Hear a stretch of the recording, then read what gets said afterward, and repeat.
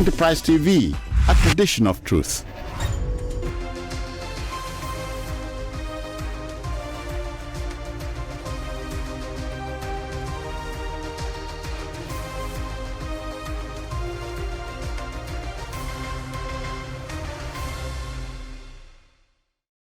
From our headquarters in Lagos, Nigeria, I welcome you to a fresh new episode of Enterprise Morning on Enterprise TV. I am Henry UKBK. We'll be going to the newspapers to check out some of what we have on the daily today, and right after that will be our main conversation for the morning. While we get all of this sorted out, please do visit our website at www.enterprisetvnews.com. And also to follow us on all our social media platforms at Enterprise TV7. Also, subscribe to our YouTube channel at Enterprise TV7. With me in the studios to help peruse our newspaper headlines today is Mr. Cyril Abaku. He is a broadcaster and also public affairs analyst. You're welcome to Enterprise Morning today. Thank you. Thank you. Good to have you. So let's kick off the newspapers with the first daily coming from the Guardian newspaper. And the big story there says, outrage as Ibadan explosion exposes illegal mining, weak regulations, and that's coming on page 6 of the newspaper. And on the downslip of the same newspaper, we have families of abducted persons appeal to Tinubu Makinde over 100 million naira ransom.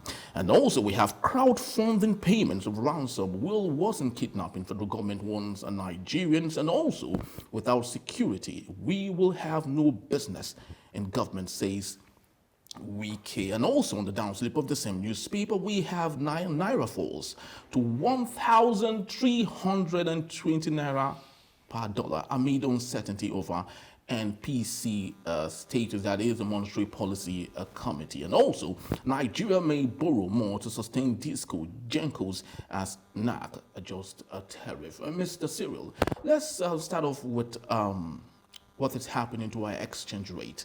As it stands today, naira is 1,320 naira for a dollar. Where are we heading for? That is even according to the Guardian's report. I think it is more than that. It's more than that. We're not heading anywhere. We're heading where policy rascality and fiscal responsibility is taking us. That's where we're heading. It's not rocket science. It's not magic. It's not far-fetched. It's a simple, plain logic. It's basically what it is. Government has chosen its policy options. Government has determined the direction it wants to go. Whatever you find on, if you choose a path, whatever you find on that road, it's yours. That's your inheritance. But it seems to me like, people who are so concerned about this issue are the downtrodden. People who are so concerned about this issue are people who have no business with exchange rate. While the policy makers who understand the value, who understand the implications and the effect of all of this, seem not to bother. Why? No. Again, the issue is very simple to deduce or to understand. When government raises taxes, for example, the manufacturers or producers of goods and services don't bother to fight it. What they do is they transfer the burden of the tax on the consumer. Okay. So the rich, Nigeria's rich, basically, Nigeria have a way of, or the elites really have a way of transferring the burden of their own misbehavior or bad behavior on the poor. When the price of things are as high as they are, or the cost of the dollar has risen this high, you know that because we're highly import dependent, is that not so? When they now use a source for dollars to import things into the country, who pays it back? It is the poor. And for as long as the poor and impoverished, are poor and disempowered, are poor and are poor because poverty has been weaponized, you find that they don't have a voice, they don't have a say, but they bear the brunt.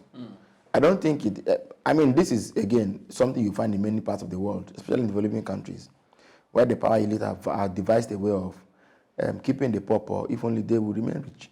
So, in the end, you find that they don't care. They don't give a hoot. They don't care. It's not, as far as it doesn't affect them, they are fine like that. And honestly speaking, even for me, I think maybe because I fear God and for the sake of the job, Otherwise, Nigeria is not really a candidate on its own is worth this sort of conversation. Because we've had these discussions for more than 50 years now. But it's affecting the country and it's affecting our economy. Yes, it is, but I mean, it's like whipping a dead horse. What has not been said about, what have we not said or written about Nigeria up to this day? Do you mean to tell me that? I mean, so let me even give you this example. In a way, everything happening in Nigeria today is an indictment on our education sector. Okay. How do I mean this? Let's even look at the first generation universities that have been here since the 60s or 50s. Yeah. Ibadan, Zaria, Nsukka, right? Ife, yeah, maybe those four. No, then you have Lagos, right? Then let's look at second generation. Ilorin, I think Benin is there, Port Harcourt, Calabar, and all these schools. Do you mean to tell me that more than 40, 50 years of social science research has not helped us to understand our problems and given us solutions to solving them? And people are getting BSc degrees, MSc degrees, PhDs in Nigeria, and becoming professors on issues that have not found solution. You either shut down the schools for their worthlessness, or you ask where the gap is coming from. Exactly. Because in the South where people are undertaking this research, schools are meant to provide solutions to problems. True. But if after 50, 60 years, we're still grappling with the same basic foundation issues that we were dealing with in the 50s and 60s, come on then, what is the next conversation worth really? Isn't it about the fact that people like that are not sincere enough? And I think that's really what the issue is. They're not sincere. Sincerity. When they want to run for office, they hire all these professors and liberal class people, journalists, to write manifestos for them. When they get into office, they shove it in a corner and do what they like. So is that really something that is worth somebody coming to break his head to talk about? So very unfortunate. Now let's go to the Nigerian Tribune today, and the big story there says Ibadan explosion. Victims recount ordeal. 58 houses damaged. Foreigners listed as owners of mining company. And on the rider, we have 3 dead, 60 out of 77 injured, discharged. And the perpetrators must be fished out. Tinubu.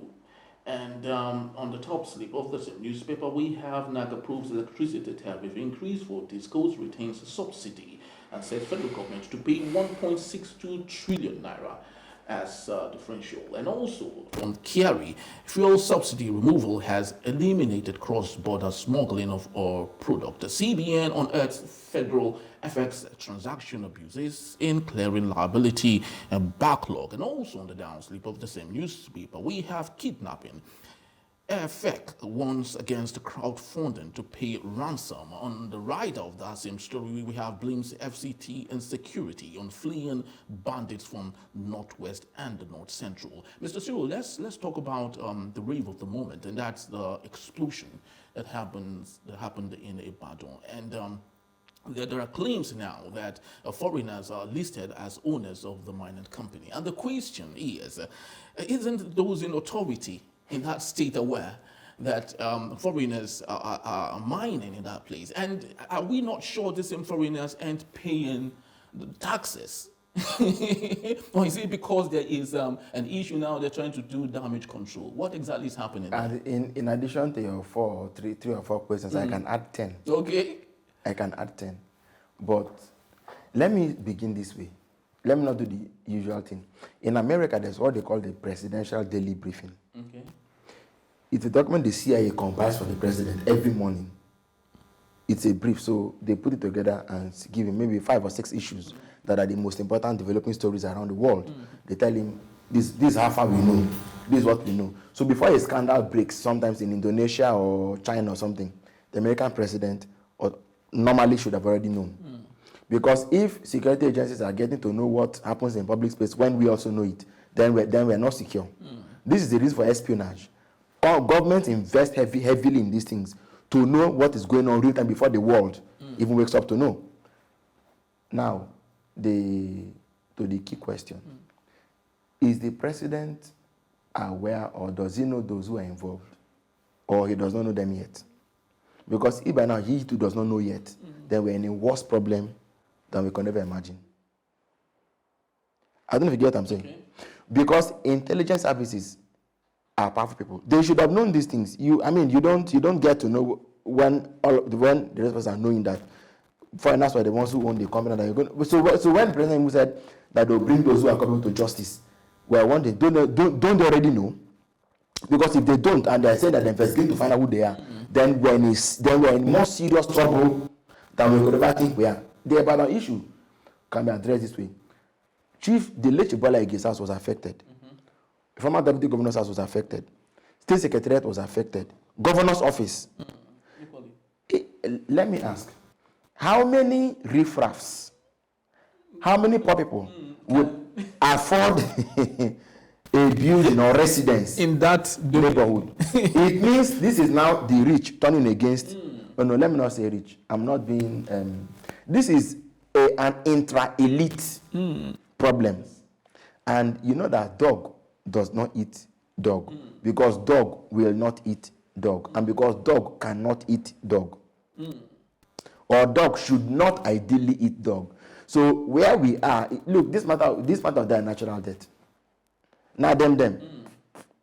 Who else has? I mean, to access those places, ideally, it's not even a place you should even be able to just walk into anyhow. Because it seems like a reserved area. But somebody was able to get. I won't say small, but someone was able to ferry in explosive devices into such a place. The governor said yesterday that they were illegal miners. Today now you're reading that it is a mining company owned by foreigners. So an illegal mining company came to Nigeria to come and register, and you were asking whether they're paying taxes.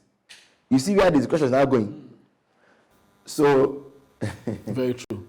True. So how did they have access to that highbrow area of Ibadan?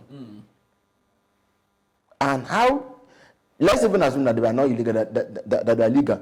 What safety measures are in place that if you brought explosives into a vicinity or into any place, that you keep them in the way that they will not just fall off and begin to detonate? Well, the question is, why should they even allow such a combustible material to? No, that's the question. So how do they take it into that reserved area? How? You see, there's a place in William Shakespeare's book. Is it Julius Caesar also? They said, I think they said the name of Cassius honors this corruption. Therefore, chastisement has hidden her face. That because the Cassius as a nobleman, his name was attached to a corrupt dealing. Therefore, correction fled. So when a big man is coming, can you search a big? I was at the airport on Monday in Abuja. Yeah. There was, I think, a senator that walked into the waiting area. As soon as he showed up, everybody went like this. He walked past. I think I was also there, a cleric, a prominent cleric. As soon as they saw him walking, they did like this.